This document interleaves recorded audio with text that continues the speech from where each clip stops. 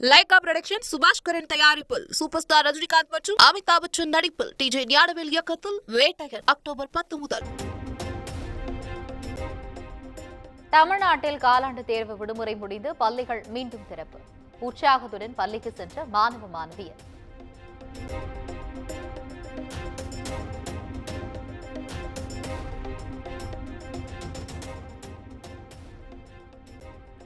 சென்னை மெரினா கடற்கரையில் பிரம்மாண்டமாக நடைபெற்ற விமான சாகச நிகழ்ச்சி.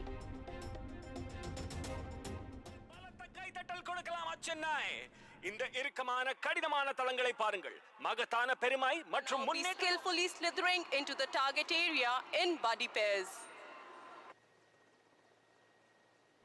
தயவு செய்து சுமார் 15 லட்சத்திற்கும் மேற்பட்டோர் கண்டு ரசித்ததாக இந்திய விமானப்படை தகவல்.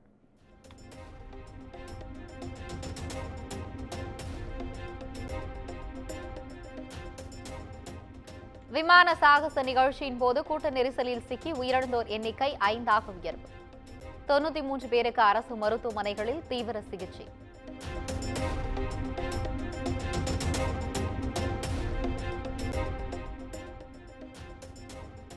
விமான சாகச நிகழ்ச்சியின் போது 5 பேர் உயிரிழந்த சம்பவம் அதிர்ச்சியும் வேதனையும் அளிக்கிறது.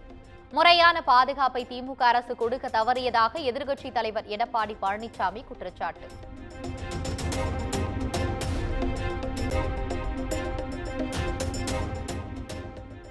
விமான சாகச நிகழ்ச்சியில் ஏற்பட்ட அசம்பாவிதம் திமுக அரசின் நிர்வாக தோல்வியை காட்டுகிறது.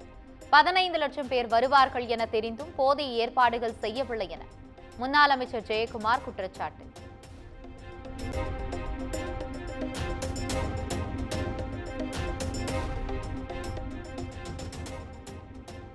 விமான சாகசத்தின் போது பொதுமக்களின் பாதுகாப்பு குறித்த அக்கறை இல்லாமல் இருந்ததே 5 பேர் உயிரிழப்புக்கு காரணம். முதலமைச்சர் நிச்சயம் பதில் சொல்ல வேண்டும் என பாஜக மாநில தலைவர் அண்ணாமலை காட்டு.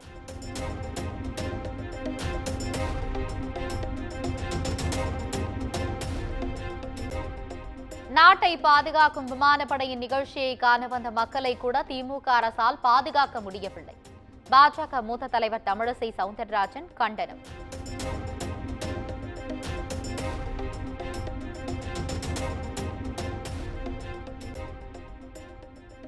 விமான சாகச நிகழ்ச்சியில் உயிரிழந்தவர்களின் குடும்பத்தினருக்கு தலா 25 லட்சம் ரூபாய் நிவாரணமாக வழங்க வேண்டும். தமிழ்நாடு அரசு இந்த உயிரிழப்புகளுக்கு பொறுப்பேற்க வேண்டும் என்றும் பாமக தலைவர் அன்புமணி ராமதாஸ் எக்ஸ் தளத்தில் பதிவு.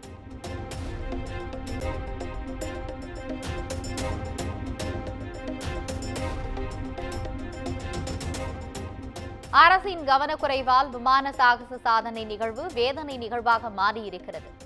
மக்கள் நலனை பேணும் அரசுதான் மக்களுக்கான அரசாக விளங்கும் என்றும் விசிக துணை பொதுச் செயலாளர் ஆதவ் அர்ஜுனா எக்ஸ் தளத்தில் பதிவு.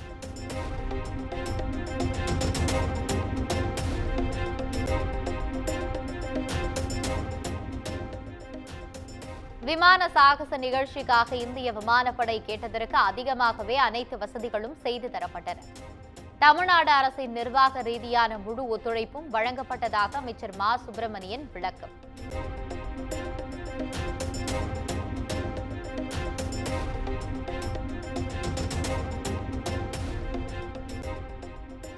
விமான சாகச நிகழ்ச்சியொட்டி சென்னை ரயில் நிலையங்களில் நிரம்பி வழிந்த கூட்டம்.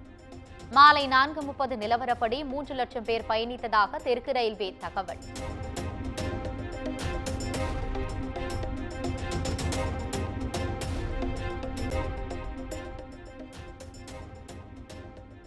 கோபாலபுரம் கதீட்ரல் சாலையில் 45 கோடியே 99 லட்சம் ரூபாய் செலவில் அமைக்கப்பட்டுள்ள கலைஞர் நூற்றாண்டு பூங்கா பொதுமக்கள் பயன்பாட்டுக்கு இன்று திறந்து வைக்கிறார் முதலமைச்சர் மு.க. ஸ்டாலின்.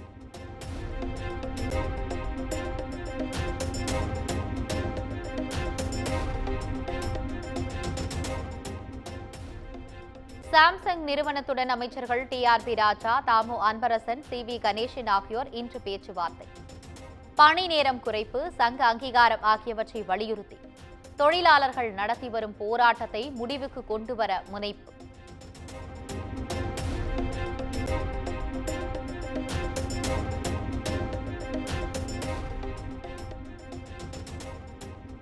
விஜயதசமியை முன்னிட்டு தமிழகத்தில் 52 இடங்களில் RSS அணிவகுப்பு.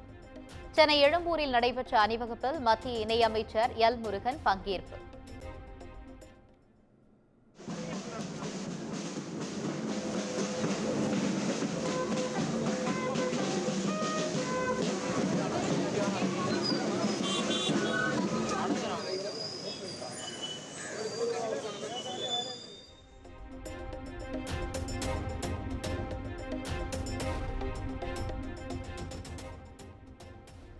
பாகிஸ்தான், தமிழ்நாடு, துபாய் போன்ற பகுதிகள் போதைப் பொருட்களின் கிடங்குகளாக செயல்படுகின்றன. தமிழக போலீசார் கஞ்சாவை தவிர வேறு போதைப் பொருட்களை 1 கிராம் கூட கைப்பற்றவில்லை எனவும் ஆளுநர் RN ரவி குற்றச்சாட்டு.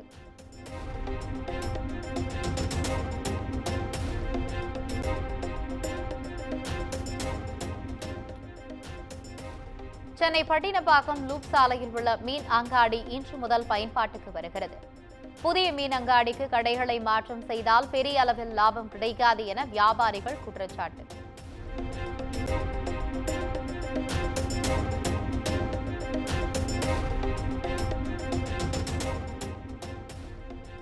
பழனி முருகன் கோவிலில் பராமரிப்பு பணிகள் காரணமாக ரோப் கார் சேவை நிறுத்தம். இன்று முதல் 40 நாட்களுக்கு நிறுத்தி வைக்கப்படுவதாக கோவில் நிர்வாகம் அறிவிப்பு.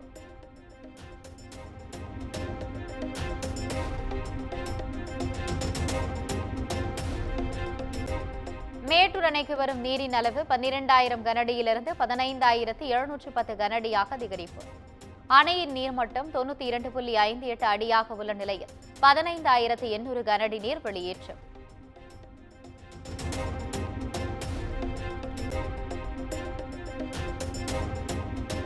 ஒகேனக்கல் காவிரி ஆற்றில் வரும் நீரின் அளவு குறைந்தது. நீர்வரத்து 17,000 கனஅடியிலிருந்து 13,000 கனஅடியாக குறைந்துள்ளதாக மாவட்ட நிர்வாகம் தகவல்.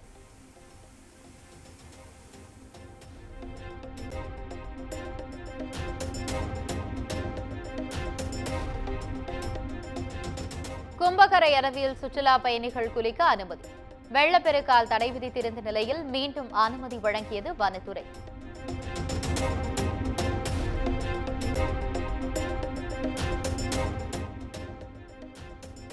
சாத்தான்குளம் அருகே போடாத சாலைக்கு 18 லட்சம் ரூபாய் பில் போட்டு மோசடி.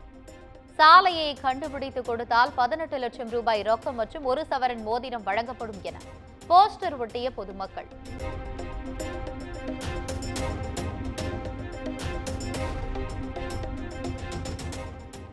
பண்ருட்டி அருகே 2 நாட்களாக மின்சாரமின்றி தவித்த பொதுமக்கள். சாலையில் மெழுகுவர்த்தி ஏற்றி வைத்து மறியலில் ஈடுபட்டதால் போக்குவரத்து பாதிப்பு.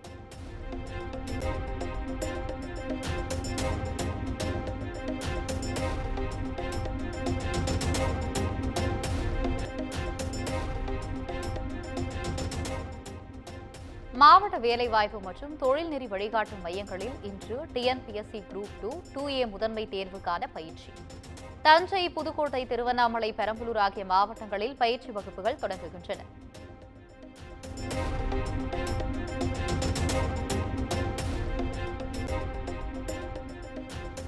மேற்கு வங்கத்தில் 9 வயது சிறுமி பாலியல் வன்கொடுமைக்கு உள்ளாக்கப்பட்டு கொலை செய்யப்பட்ட சம்பவம். குற்றவாளிக்கு தூக்கு தண்டனை பெற்றுத் தரப்படும் என முதலமைச்சர் மம்தா பானர்ஜி உறுதி.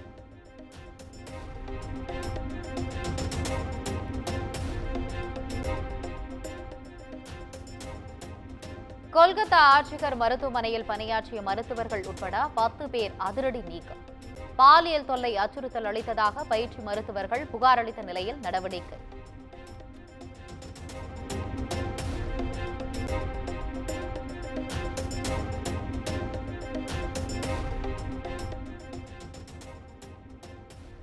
மேகாலயாவில் ஏற்பட்ட வெள்ளம் மற்றும் நிலச்சரிவில் சிக்கி உயிரிழந்தோரின் எண்ணிக்கை 15ஆக உயர்வு. பாதிக்கப்பட்ட மக்களை மீட்கும் பணியில் தேசிய பேரிடர் மீட்புப் படை தீவிரம்.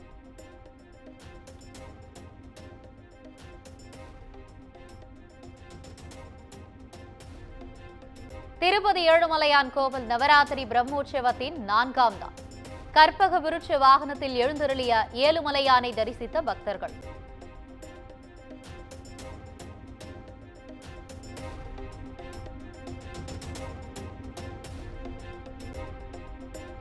AI தொழில்நுட்பம் அணு ஆயுதங்களைப் போல உலகிற்கு மிகவும் ஆபத்தானது.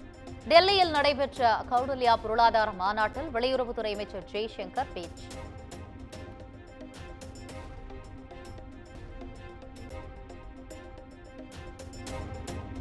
வங்கதேசத்திற்கு எதிரான T20 கிரிக்கெட் போட்டியில் இந்திய ஆடவர் அணி அசத்தல் வெற்றி. 3 போட்டிகள் கொண்ட தொடரில் 1-0 என்ற கணக்கில் முன்னிலை.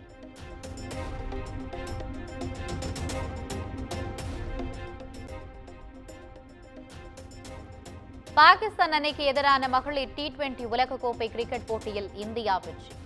106 ரன் எடுத்தால் வெற்றி என்ற இலக்குடன் களமிறங்கிய இந்திய மகளிர் அணி அபாரம்.